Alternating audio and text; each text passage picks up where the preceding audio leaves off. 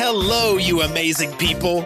You're listening to the Marketing and Coffee Podcast, the show that brings you the latest in marketing, especially in the UAE market, with your host, Lijo Etup.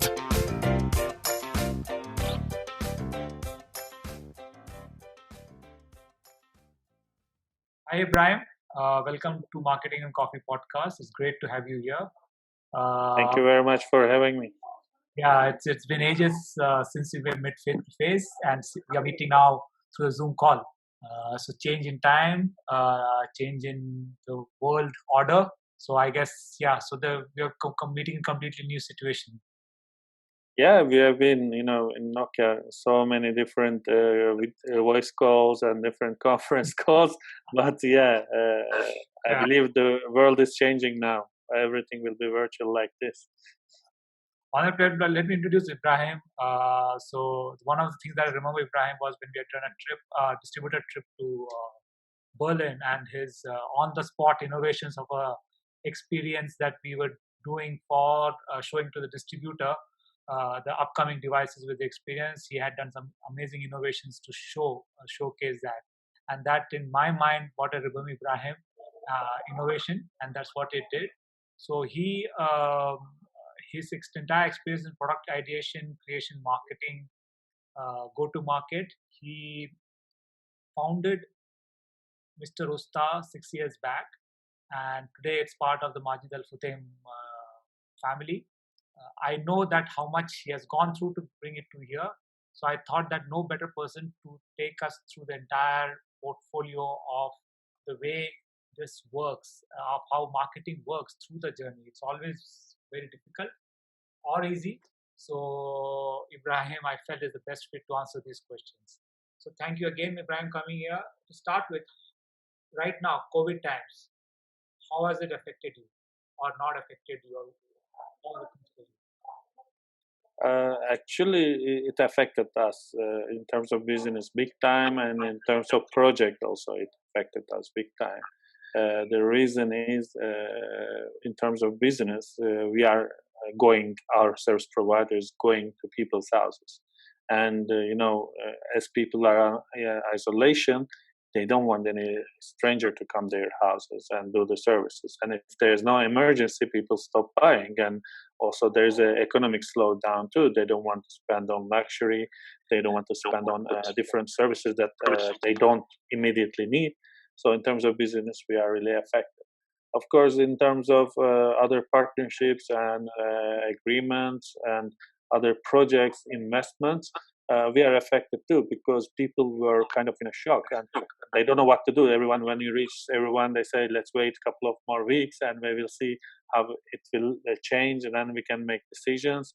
And people were not in the office. So they need to have meetings. They need to get used to have meetings, so like these online tools. So many decisions were pending. So it was a big slowdown for us for a couple of months, starting from March. We also started working from home. But after May, things started to progress. Now we are progressing really well. Hopefully soon, in a couple of months, we'll be back to normal. Yeah. So now Mr. Usta is a market. I remember 2014, 2015 when you started. It's a startup. Uh, how how so I'm a lot of people are trying to do a startup right now. Okay. Everybody thinks Yes. that's the most amazing idea. And everybody struggles in the marketing part. And you have gone through the different phases where you spend marketing uh, out of nothing. Then you got the funding. You spend marketing. So what in your mind is should be the strategy today in the early stages when somebody's starting a startup? What should be the marketing strategy, if at all? I believe the best marketing is the organic marketing. Of course, you can get a lot of customers related to your services or not. You just attract them with your, let's say, offerings in different ways. But the most effectful or impactful marketing is the organic one. So your product has to be really good. If you don't have a really good product, whatever marketing you do, you will pay acquisition cost. They will come to your website or if I'm talking about tech, also I think it's about other products too.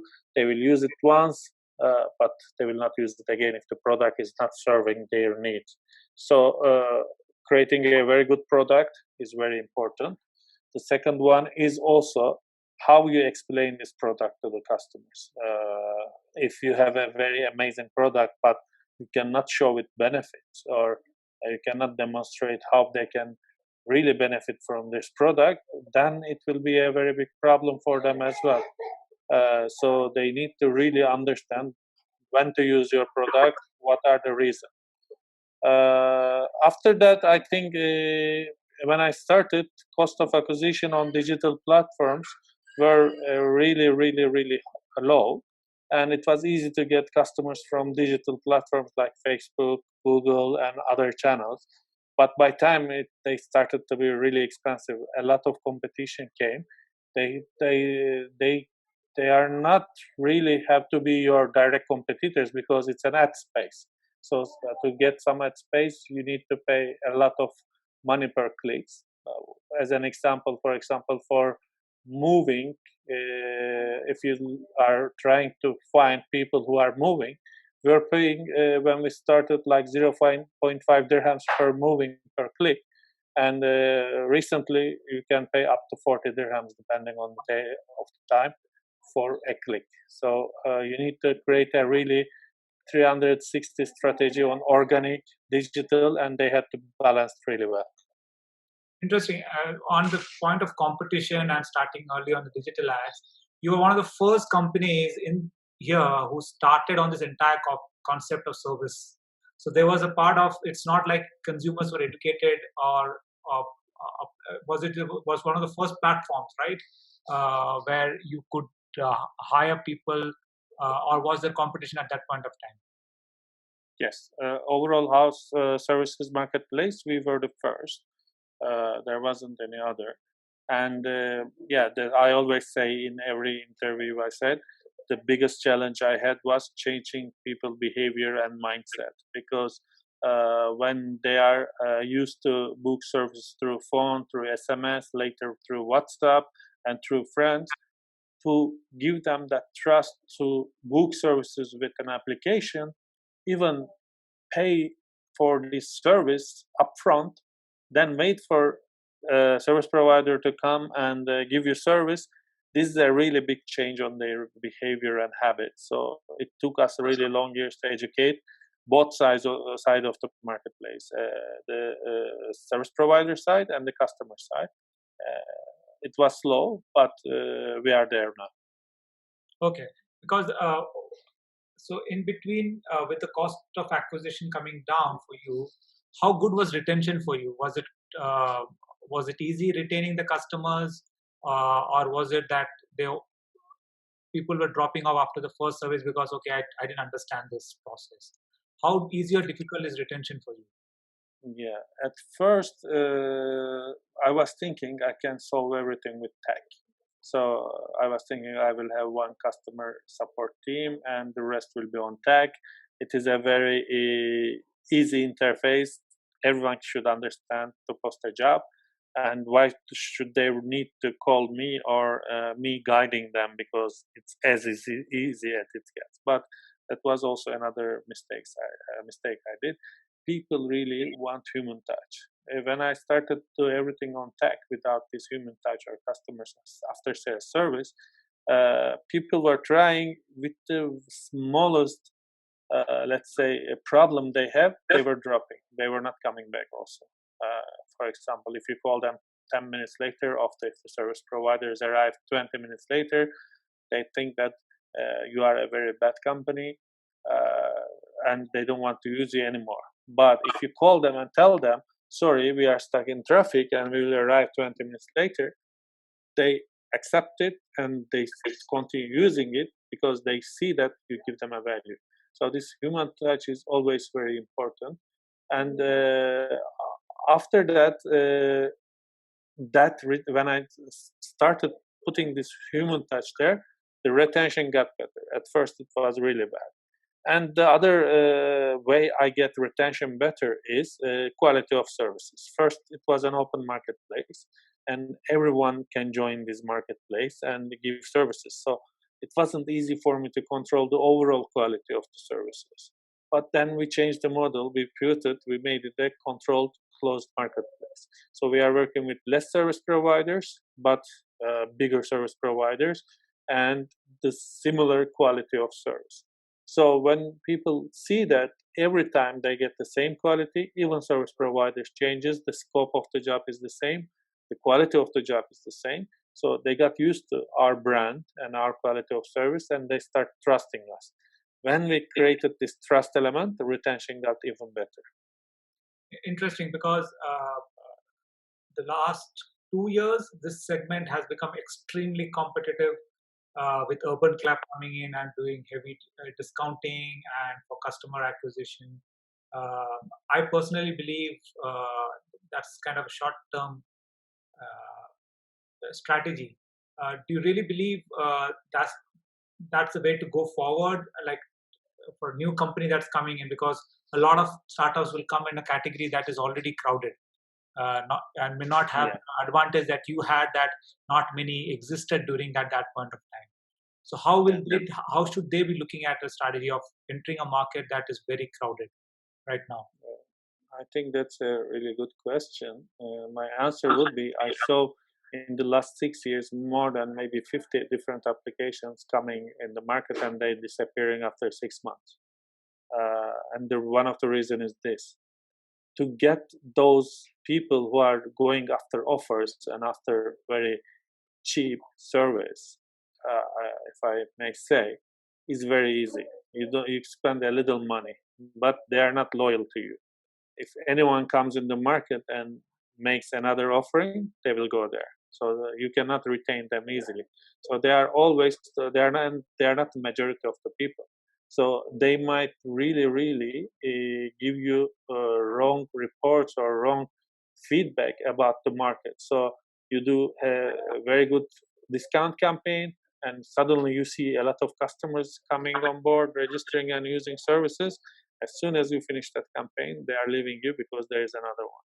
So I believe what is important is having really loyal customers to you and understand what you are offering to them in terms of quality, in terms of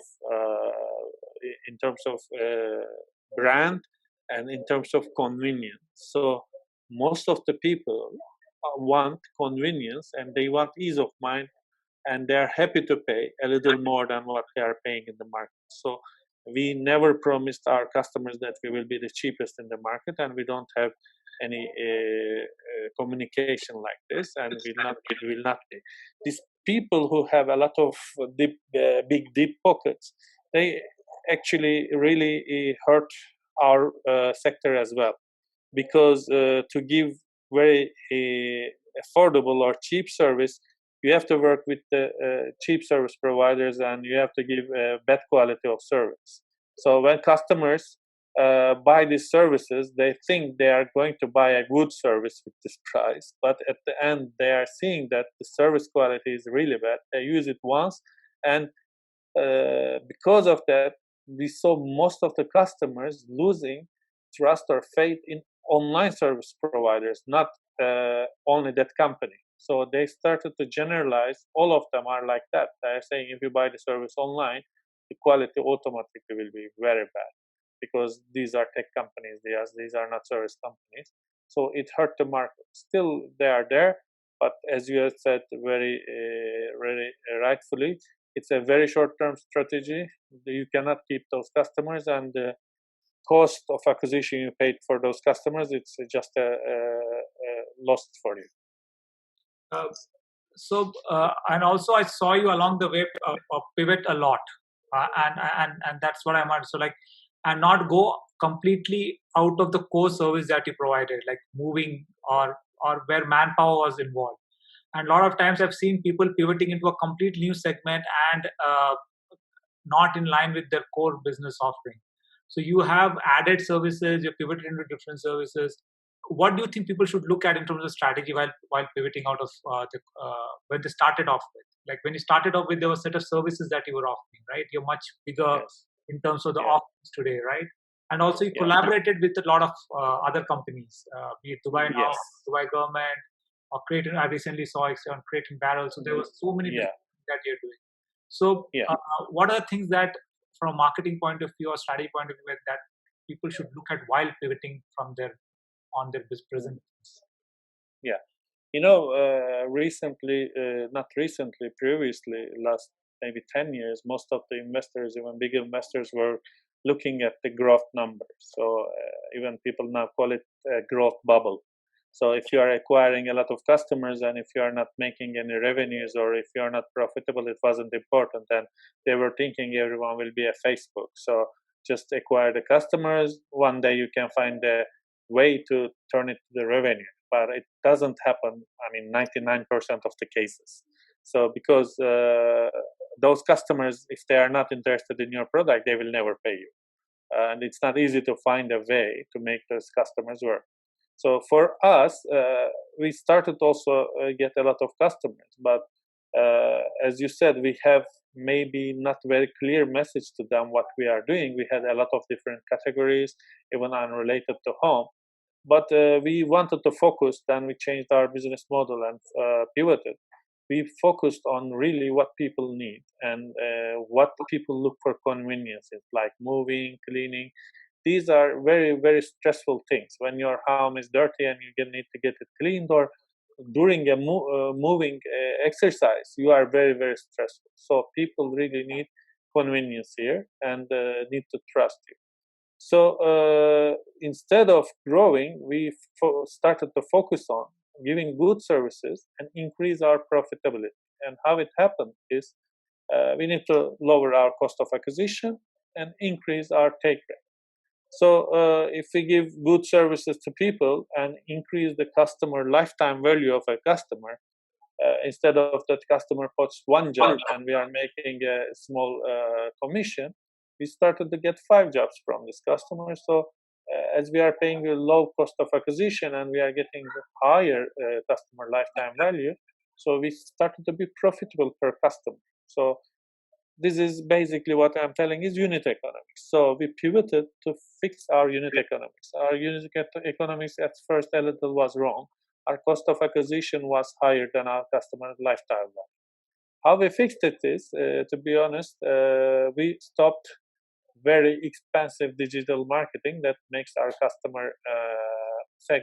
customer database grow. Instead of that, we started to do smart digital or offline marketing, which we are targeting the customers, which we can benefit the more and customers benefit us more and give us more customer lifetime value. And as you know, we are a startup and we cannot pump a lot of money to marketing too. So instead of we are trying to acquire these customers, we started to think that 2 years ago, there are so many big brands there who already created this trust between them and customers. So if we create a trust between us and those big brands, those customers will automatically trust us too. So through that, our partners. So we started to create these partnerships with big companies like Dubizzle, Karim, Meras, Carrefour, Majid Al Futtaim Holding, Dubai government, as you said. And we just tapped into their database customers and we started to give them offers.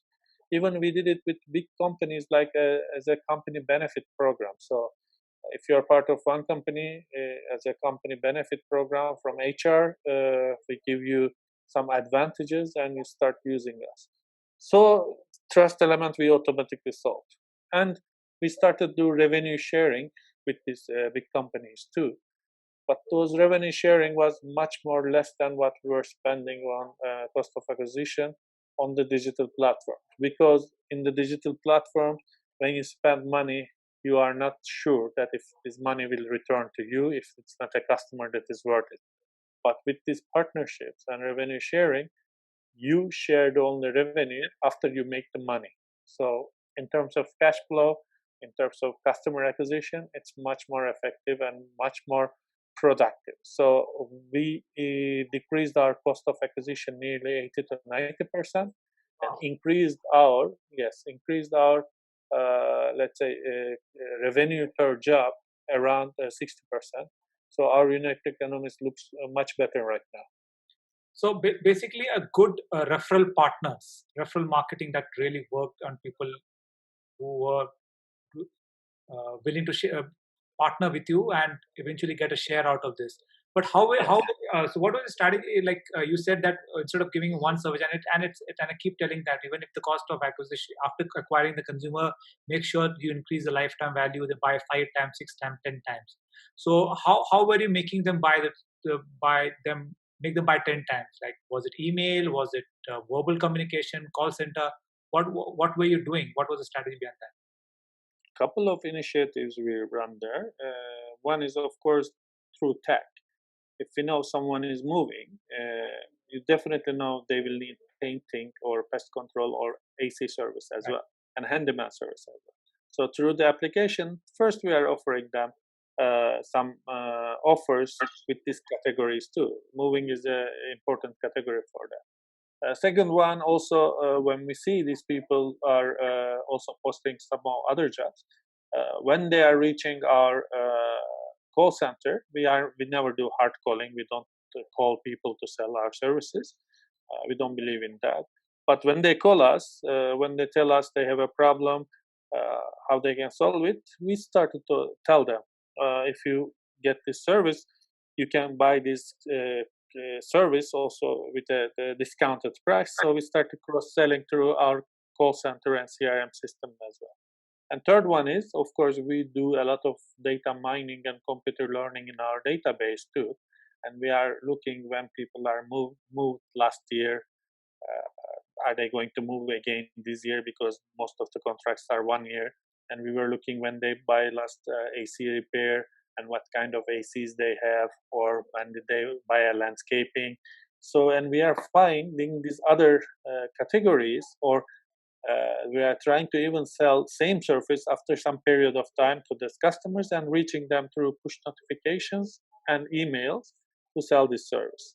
And through our partners, for example, if you buy a TV from a Carrefour, definitely you need someone to carry it to your home and hang the TV on your wall. So we started this kind of initiatives with our partners too. Same with Dubizzle. If you are looking for a home, definitely you are going to move. So you need a mover. So our initiative with Dubizzle was like that. So when you look at home, ads on Dubizzle, you see our technical integration there, and you can buy moving through Dubizzle application. So, and I see you do a lot of partnership with Microsoft before that, Azure, because this data management is so critical, right? Data is the new also. You're really partner with bigger organizations to make sure there's no cutting corners. So has Microsoft helped you, Azure helped you also, or what are the tech platforms that you use to help yourself? Yeah, we started with Microsoft Azure, and we are still on that, and it helped us really well because we developed a lot of tools on top of it to mine this data and get a really good feedback. Right now, for example, I can tell you where in Dubai has the biggest pest control problem. So if you are moving house, I will tell you don't go to that district, for example. It's very easy. Or I can tell you in which area or community the house quality is better than the other one. Some of them have a lot of plumbing problems. So I can tell you we have heat maps like that. So we can do this region-based marketing. We can deliver leaflets in some region and do campaigns through that one too. And Microsoft Azure and their tools really help us to build this kind of data mining tools on our database. That is an amazing set of data. And I'm sure that data is valuable for a lot of companies who you can collaborate with outside of. I think is the value of Mr. Usta today, like that entire data of 6 years of sitting right there. So when I move house, I'll definitely give you a call asking you. Of course, I can help you, but in the region, I'm not sure if we are still there. We had a good campaign with the National Paints, and we supported our painters to give them. But still, we need to go a long way to explain this to other companies that they should really do their marketing instead of spray and pray. targeted marketing with data you are buying. But most of the big companies don't see still the value here. I'm trying to explain them, but I think we need a couple of more years for these big corporates and companies, maybe government, to understand how valuable is this data and how much cost and money they can save, even time they can save if they really mine this data and get reports out of not only Mr. Usta data, other data too. So there are so many information there. Yeah, so basically, the way I see it is that when you start up, make sure your product is a marketing tool. So when and in between, to have a little cost of acquisition, make sure that you build lifetime value out of them. Once you build and have data mining. So I guess that's how it's, in my mind, fits in the story of your journey. And I think there's a lot for people to start learning that, and that is the biggest challenge today. People just start in different orders. People may just start in the order, let me get my digital marketing strategy right without getting my product right, and then they, as you said, just fall flat in 5 to 6 months because they have not got the process right. So I hope this brings in a lot of value to my listeners. Anything you want to summarize from your end? For them, I really definitely advise them to do a lot of research on their target customers and what would they pay for. The online surveys or direct surveys sometimes really give false feedback to people, and everyone just say it would be nice to have it. They think that they will definitely pay for it, but people earn this money not easy. So if they want to pay for the products that they really need, or they don't want to spend money on some products that it is just nice to have, of course, 1 time, 2 times they can. But if you want to be a profitable company, or right now, even after this COVID situation, getting investment is much more difficult right now. If you want to get big investment and convince investment, you need to show them we are a profitable company and you will make a lot of money through your customers. So everything is depending on your customers. So you have to make a lot of research on your target audience, target customers, and how you can make them, convince them to pay for your product or service. So that is, I think, the key part to create your product, create your marketing strategy, and at the end make the profit, because all the corporates or companies are created to make profit. If you're not making profit, none of the investors will invest you after 1 time. Yeah, and I remember there was an entrepreneur.com event and I met you there, and you were there and Dunya was there, and I remember Dunya standing up and asking a question. People do not fund ideas, they fund execution. Yes. And it was early days, you were much ahead in the entrepreneurship, and I said, yeah, that makes complete sense. People do not fund ideas, they fund execution. So that's an amazing insight. Yeah, you can create the best idea, you can have the best idea, but if you cannot turn it to the money, if you cannot turn into a machine that makes you money, or you create jobs for other ones, then you will disappear very easily.